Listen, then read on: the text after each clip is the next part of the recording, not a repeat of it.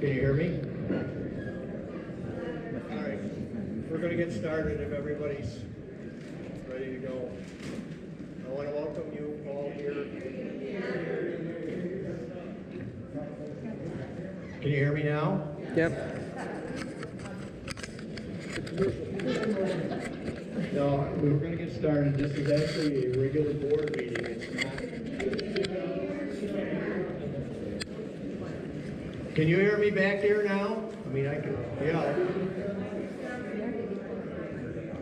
Closer.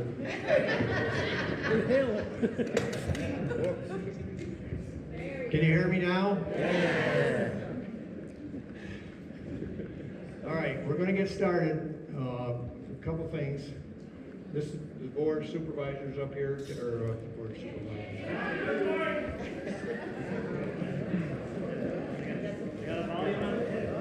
All right, this is the board.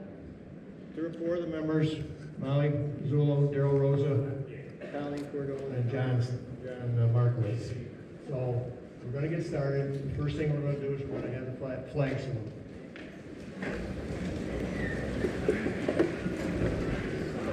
Pledge allegiance To the flag of the United States of America and to the republic of which it stands, one nation, under God, indivisible, with liberty and justice for all.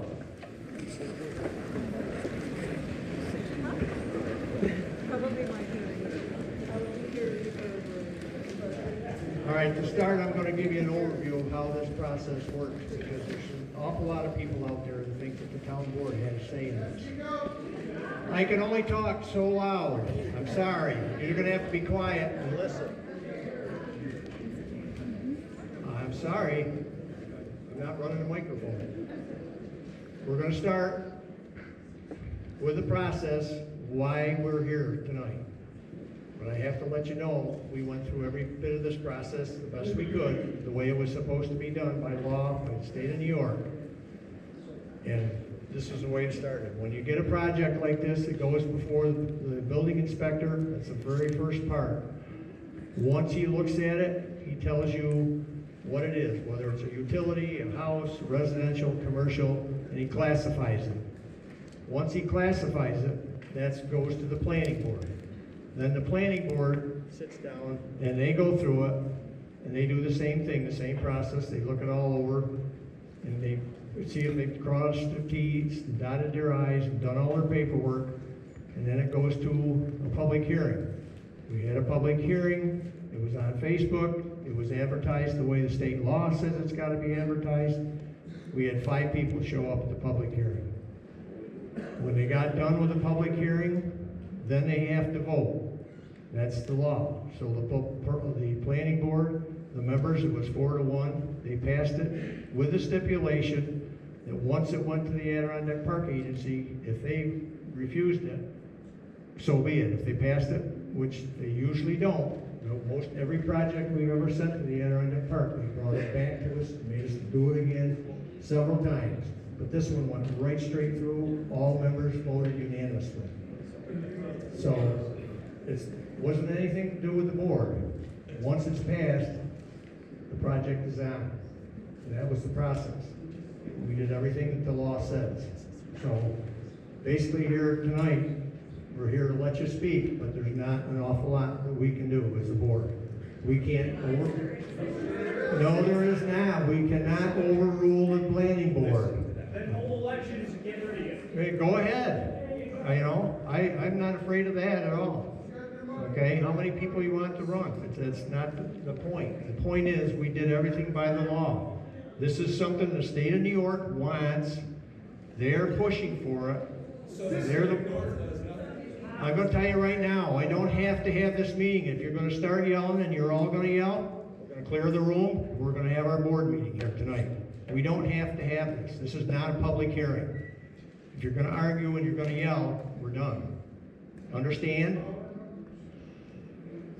We're not going to start answering questions yet. Okay? All right. So with that said, I want the people from Carson Power to explain this process to you, because I know there's some of you that think this is a battery storage area to store batteries. It's not. So I'm going to ask Ellen to come up and speak with you.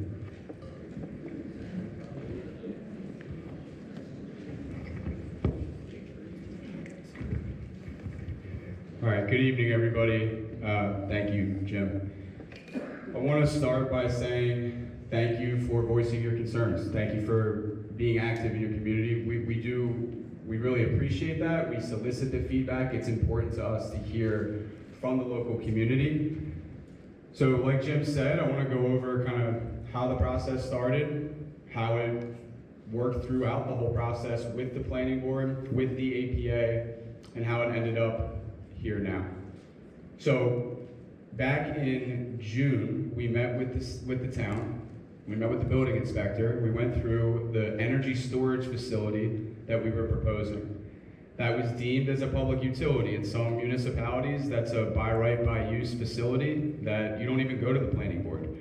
In this instance, we did. And we talked extensively with the planning board before we submitted our application to make sure that what we submitted was up to snuff, to make sure that everything that we submitted was to the best guidelines, the strictest fire code that we possibly could be. The facilities that we have proposed here are all listed to the best ratings possible for these facilities. So we submitted our application in August. We went through extensive reviews with the planning board. We didn't forego or fast track anything about this project. It's been going on for a long time. We've been working closely with the planning board to do so. So we submitted a plethora of information. We submitted the facility specs, how it works, environmental studies, wetland delineations, ecological assessments, habitat assessments. We did a lot of studies for groundwater contamination because I know that this is a huge topic of concern. It's a topic of concern for us too. We want to make sure that these facilities are developed responsibly. So we provided additional studies and memos. And we didn't compile it. They're from third-party subject matter experts that we retained. You didn't get those. All of those are public record. So and I'm happy to share it with you. I've sent it to a few people already, like in members of the public. Sorry, I don't know why this keeps going out. I think that'd be important. We need to understand what this actually is. Have an opportunity to understand that. Totally agree, and that's part of. We're going to keep order just so we can get a point across. Part of. Please hold comment for when comments are represented in the comments. Everyone will get 3 minutes. I have your names listed, so please let Carson Powers represent their side of the story, and then when it's time, you, who I have listed as a yes, you will have 3 minutes to comment. So the community is worth 3 minutes of a comment. Thank you, Cassie. Excuse me. Our community is more valuable than 3 minutes to respond to something this important. This is enough. Hey. I can ask you let's have a to dialogue leave. You will have a time for your comment. Orderly fashion. Rick? Okay. Do I have to sit? I want this to be orderly. Absolutely. I just want to understand how this happened. You will have your moment for comment. Well, you said I wouldn't be able to. 3 minutes, but right now, Carson Powers has their moment. There's only 3 selections for 3 minutes. There's 3 minutes for everybody. Oh, good. So, I agree with this gentleman. I think you guys all should know how this facility works. Ultimately, it helps grid stability, it helps stabilize electric rates, it provides ancillary services such as voltage regulation, congestion relief, and a plethora of more. The reality is these facilities they're electrical infrastructure. They act as an extension of substations. That is really important for local grid stability. And it's something that, yes, the state is certainly backing and pushing because the grid needs it, not because it's, people getting their pockets lined or anything of the like. It's the reality being that these facilities are super important for the grid.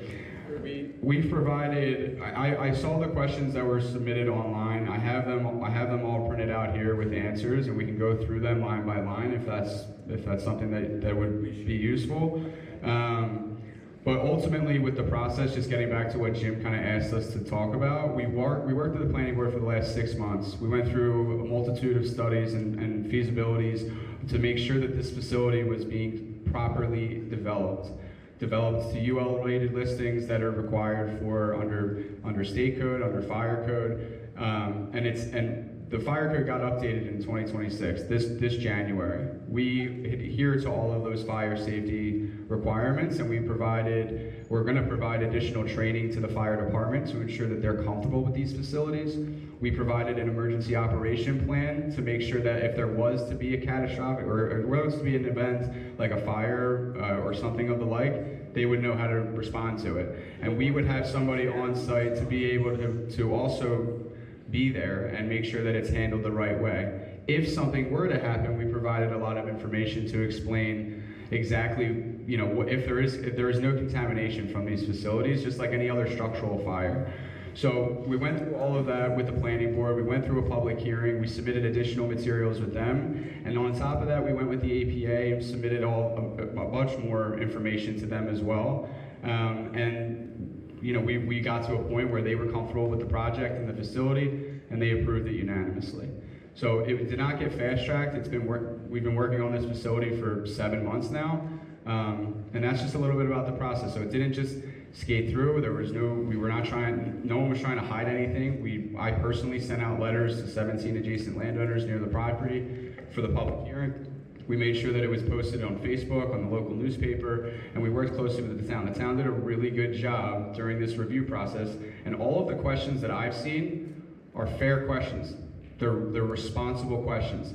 The town and the planning board asked all of these questions and made us not just answer them, but provide material, real tangible things that would actually answer the concerns and address the concerns. So that's how we got to the point of getting the permits approved, and now that it is approved, we need to meet all of the conditions that are required, that are set forth by the town, that we're held to, the project is held to, part of which is that emergency operating procedure, the fire department planning, and training that we're gonna offer.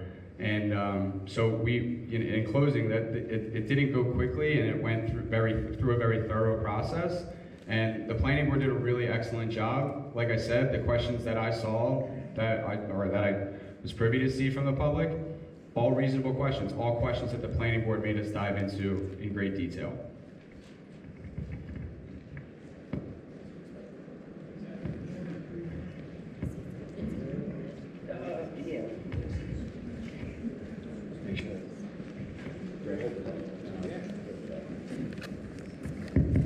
The only other thing we'll say, John and I are here, is I'm the technical leader on the project. So we have some material up front, we have just the charts on the board. So if there are people that when this is done, if there are specific questions, we're happy to go through them, talk to people. These are not like new fancy facilities as the energy grid nationwide goes, it's just new in upstate New York. So we're happy to go through that with people. There's a lot of nice sort of material we can share, and so on. So like I said, we're here as a resource, please use us.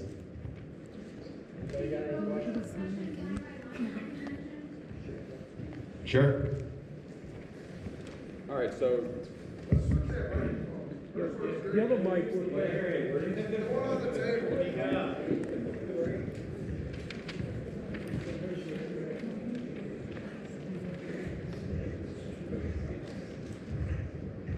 Okay, is that better? Sorry about that. Okay, so the first question we saw was, why did the town deem this project as a type 2 action under seeker and not require further environmental assessment? So because the facility is in the Adirondack Park and under the APA, the Adirondack Park Agency jurisdiction, under seeker 617.5 number 45 specifically addresses that those types of projects that are as, I think it's regional B, type A, type B facilities within the Adirondack Park, they go to the Adirondack Park Agency for the environmental reviews. So it was correctly deemed as a type 2 action, and that's why it got deemed that way. Other benefits to the town, yes, This project provides direct local financial benefit. The facility adds to the town's tax base. It contributes predictable revenue over its operating life. Revenue that helps support local services such as school funding, roads, emergency services, and municipal operations without adding demand for schools, for water, sewer, or other public infrastructure. In addition to that, we've committed to enter into a host community agreement directly with the town to provide additional financial assistance. So the facility also supports, like I said, local grid reliability. Battery energy storage systems operate quietly in the background. They help stabilize the electric system, especially during periods of high demand or outages. So when demand spikes and supply is constrained, the battery can actually discharge power locally and eliminates the need to import expensive power. So I'm sure everyone knows that their utility bills keep going up. It's because the utility has to continue to operate high expensive peaker plants, and local communities require the importing of external energy supply. What that does is increase rates. This type of facility will help avoid the need to rely on external high peaker plants. So it helps reduce stress on transmission lines and substations that serve the region, and that reliability stays, or that benefit stays local. Third, the project represents a low-impact land use. So once the construction's done, the facility operates with minimal traffic, no routine noise, no emissions, no lighting, and extensive vegetative screening to eliminate viewshed impacts as well. So similar to a substation, most people don't even know where substations are. And that's very similar to this type of infrastructure. It's going to be fenced in, professionally maintained, and monitored remotely, making it far less disruptive than any other types of industrial or commercial development that we're all used to. Fourth, we've committed to long-term accountability. So, as I mentioned, the application includes a commitment to train the local fire department, an ongoing operation and maintenance plan, an emergency action response plan, direct financial support to the town, a decommissioning plan with a cost estimate that has an associated bond. So at the end of the facility's life, the town is the obligee to the bond. They can tap into those assurances if they need to, if there's something that goes wrong, if someone goes bankrupt, or we're no longer here. The town always has access to those funds, and we've committed to that, and that's part of our permit, and we are required to post the bond. This means the town is not left with future uncertainty or cleanup obligations because we committed to that. Finally, and most importantly, the project was designed to be a good neighbor. It doesn't require public service